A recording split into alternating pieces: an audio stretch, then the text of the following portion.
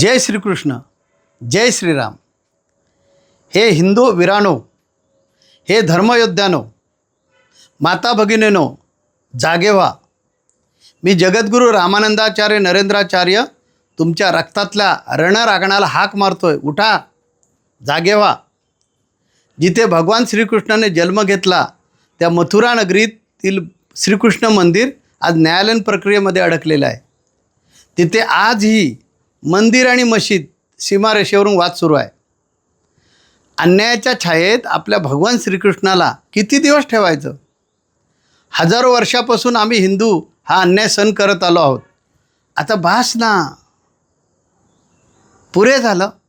आता सहनशीलतेचा सीमा संपलेल्या आहेत. वेद म्हणतात धर्म रक्षती रक्षता. जो धर्माची रक्षा करतो त्याचा धर्म पण रक्षा करतो.